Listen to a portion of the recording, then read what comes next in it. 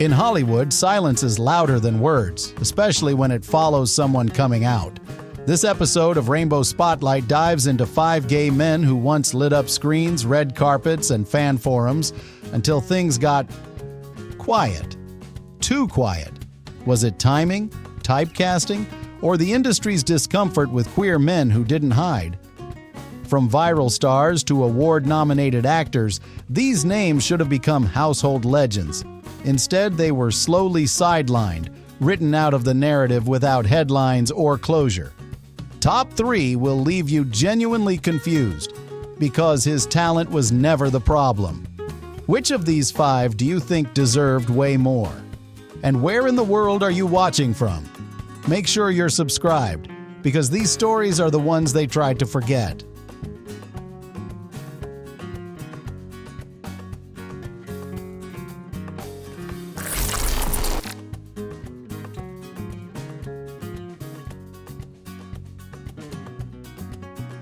Max Emerson, the gay internet icon, Hollywood left behind. In the golden age of YouTube creators and early Instagram influencers, Max Emerson was one of the first openly gay men to build a massive audience because of his queerness, not in spite of it. He was bold, witty, and often shirtless. His modeling work caught eyes, but it was his honesty that kept people coming back. Whether he was posting funny vlogs, political rants, or talking about queer issues in Hollywood, Max made you feel like you were part of something. A movement, a moment. But where did that moment go? Max was once on the cusp of mainstream stardom.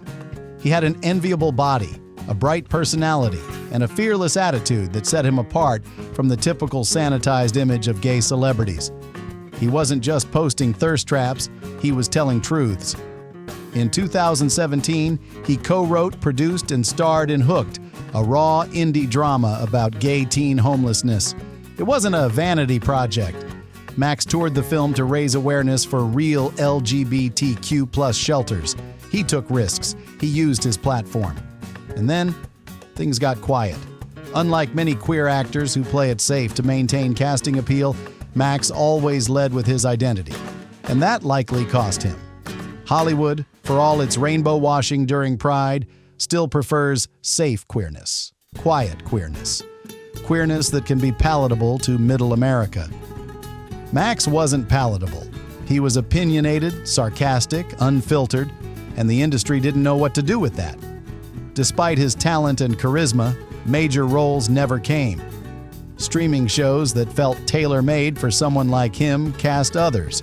Even campaigns that once welcomed him seemed to move on. Was it his content? His activism?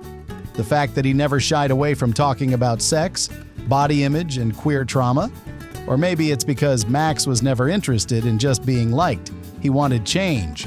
And in an industry obsessed with optics, that's dangerous. Even on social media, where he once had viral visibility, his posts became less amplified. Was it algorithmic punishment or cultural fatigue? Either way, the silence was deafening. Today, Max is still creating, still proud, still hilarious and sincere in equal measure. But the mainstream media that once flirted with him has ghosted him entirely. And that's the scandal. Max didn't self-destruct. He didn't get canceled. He just didn't play the game. And for that, he was quietly written out. Drop a 1 if you still remember his name, and think the world should too.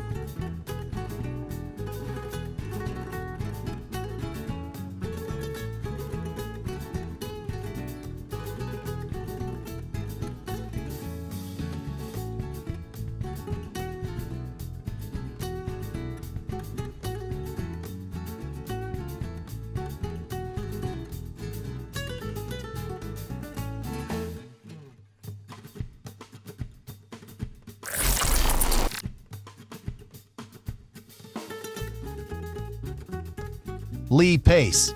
Too talented, too private, too ignored. There was a time when Lee Pace seemed destined to be the next Hollywood leading man. With roles in visually stunning films like The Fall, Pushing Daisies, and The Hobbit trilogy, he had both the range and the look. Critics adored him, directors loved him, audiences were intrigued by his mysterious charm. But as his fame climbed, so did speculation about his private life.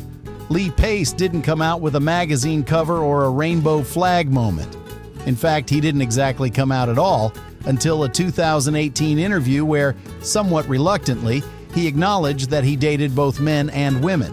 The industry and the internet quickly labeled him gay, even though he never attached himself to a specific label. But here's what's strange. That moment, what should have been a quiet confirmation and continuation of an already flourishing career, seemed to mark the beginning of his slide into Hollywood invisibility. Was it coincidence? Or was it quiet retaliation? Lee never made his queerness his brand. He didn't become an advocate. He didn't join pride campaigns or tweet political slogans. And yet, the moment he stopped sidestepping the question, casting calls slowed down. Headlines softened. Studios, who once banked on his leading man potential, started offering him less prominent roles, supporting parts, indie projects, streaming side characters. This wasn't a scandal in the traditional sense. No blow-ups, no fallouts. Just a vanishing. Hollywood has long had a complicated relationship with ambiguity. And in Lee's case, he may have fallen into an uncomfortable middle. Too private to play the relatable gay lead, too openly queer to maintain the fantasy for straight audiences, and too quiet to rally the LGBTQ+ machine behind him. Even after he married his longtime partner Matthew Foley in 2022, the media barely noticed. Where other gay actors were getting coverage for wedding shoots and celebratory spreads, Lee's news was quietly buried beneath Marvel clickbait. That silence speaks volumes, because Lee Pace didn't just lose buzz, he lost momentum. Roles that once felt like his for the taking, elevated prestige drama leads, disappeared. He became a niche favorite. Oh wait, whatever happened to him? Kind of actor. But through it all, Lee stayed true to himself. He's not interested in being a spokesperson. He's not chasing viral interviews. He's still acting, still delivering incredible performances, just no longer with the full weight of Hollywood behind him. And maybe that's what makes his story sting. Because when someone as gifted, grounded, and graceful as Lee Pace gets quietly shuffled out of the spotlight, it's hard not to wonder what exactly the industry was punishing him for. Drop a 2 if you think Lee Pace deserved way more screen time.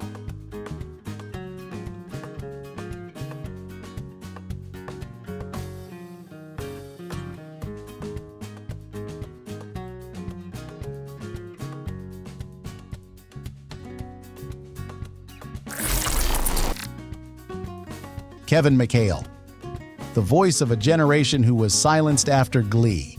If you watched TV in the 2000s and 10s, chances are you knew Kevin McCale as Artie Abrams from Glee, the wheelchair-using, bow-tie-wearing underdog with surprising pipes and one of the most heartfelt storylines in the series. He wasn't the loudest or flashiest member of the cast, but he was consistent, relatable, and deeply talented, and fans loved him for it. But when Glee ended in 2015, Kevin McCale, who was still young, charming, and vocally gifted, seemed like a lock for post-show success. Instead, he vanished from Hollywood's mainstream radar. Why? Kevin didn't come out during the height of Glee fame. He kept his private life separate from his on-screen presence. But in 2018, he confirmed his sexuality in a quiet, personal way, through a tweet and a subsequent interview, sharing that he was in a happy relationship with actor Austin McKenzie. It wasn't a scandal. It was wholesome, joyful, and almost instantly, he was forgotten. Despite being one of the most musically versatile Glee alums, with experience in a real-life boy band, NLT, vocal training, and the kind of charisma that translated off stage, Hollywood didn't bite. He released music, he posted content, he stayed engaged with fans, but the offers didn't come. And let's be honest, if Kevin McHale had come out while on Glee, the backlash might have been brutal. But because he waited and did it on his own terms, there was no controversy. Just silence. Some blame Glee fatigue, the show's infamous reputation for being chaotic behind the scenes. But other cast members continued to land gigs, headline series, or become media fixtures. Kevin, arguably one of the show's most musically talented, didn't, and it wasn't for lack of trying. He auditioned, he created, he collaborated, but the parts he should have been perfect for, the musical theater crossovers, the charming gay best friend, the quirky sitcom lead, never came. It's hard not to see a pattern. Hollywood sometimes punishes subtle queerness just as harshly as it does flamboyance. Kevin wasn't outrageous. He wasn't branded as a rebel. He was soft-spoken, emotional, and openly proud of who he was, without turning it into a headline.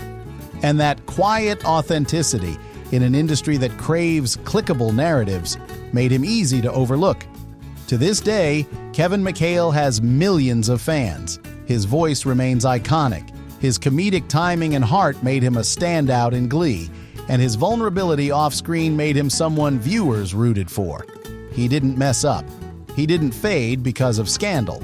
He simply came out, and somehow that was enough for the spotlight to dim. Drop a 3 if you still know every line from an arty solo. And if you think Kevin deserved a second act, say it louder. Act.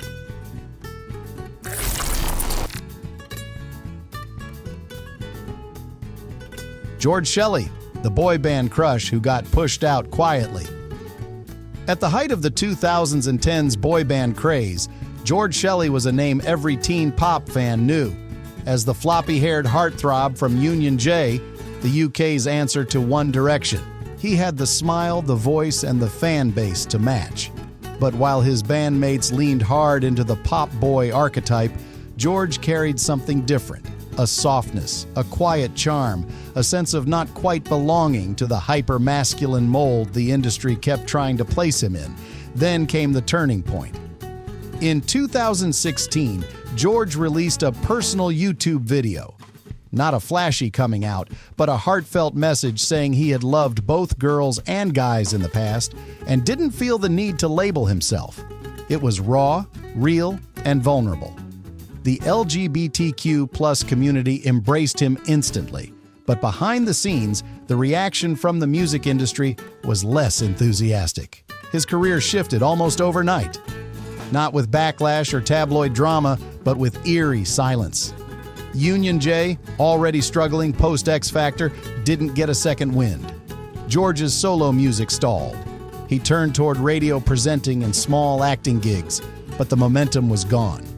Why? Because George didn't fit the box. He wasn't flamboyant enough to be the next big queer pop icon, nor was he willing to keep things ambiguous to maintain the illusion for female fans. And when you're a young male pop star, that illusion is half the marketing plan.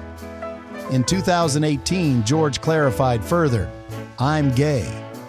It was a moment of resolution, but also perhaps resignation. The world had demanded clarity, and when he gave it, the silence got louder. Opportunities dried up, industry backing faded.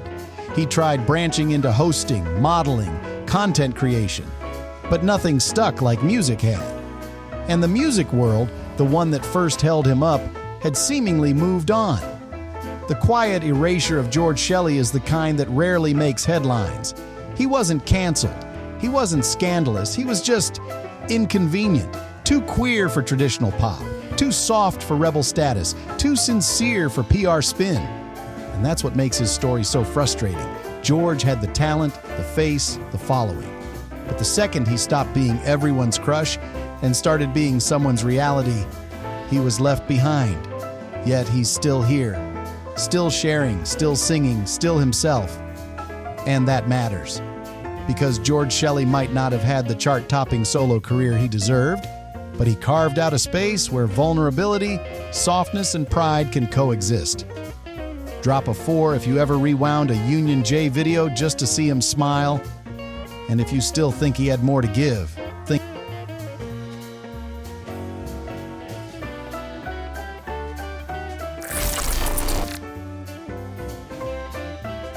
Andy Mientus, the Broadway prodigy who deserved more than silence. If you were a theater kid in the 2010s, or simply had a Tumblr account, you knew the name Andy Mientus. With his breakout role as Kyle Bishop in NBC's Smash, and his success on Broadway in Spring Awakening and Les Miserables, Andy seemed destined to become one of the few openly gay stars to make the leap from stage to screen with ease. But after Smash, something strange happened.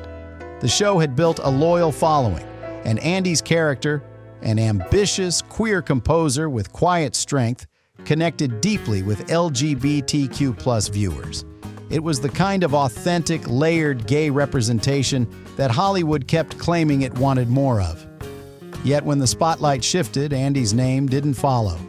He continued working, guest roles, theater runs, even a part in The Flash as the Pied Piper, one of the first openly gay characters in the Arrowverse. But those roles never led to the breakout stardom that many expected. The kind of stardom that would have gone to a straight actor with his range, charm, and following. Why? Because Andy Mientus refused to play it safe. He was out from the beginning, not in a dramatic, headline-grabbing way, but in the way that said, "I'm not hiding." He married actor Michael Arden.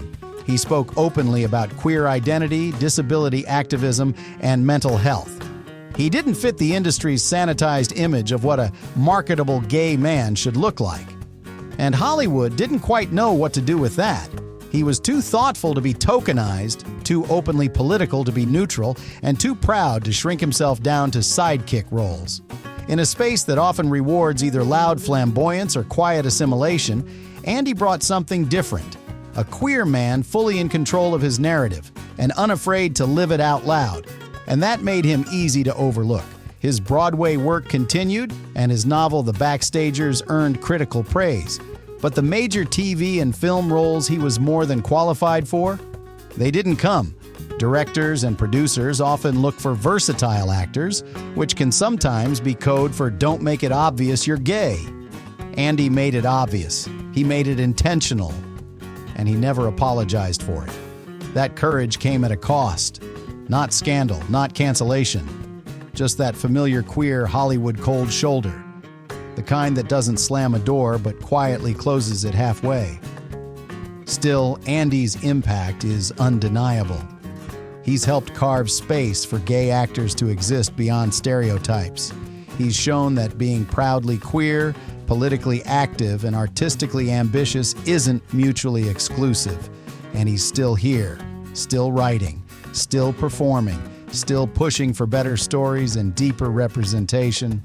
Drop a 5 if you think Andy Mientus deserved a major network show of his own. Because being openly yourself shouldn't mean quietly being written out.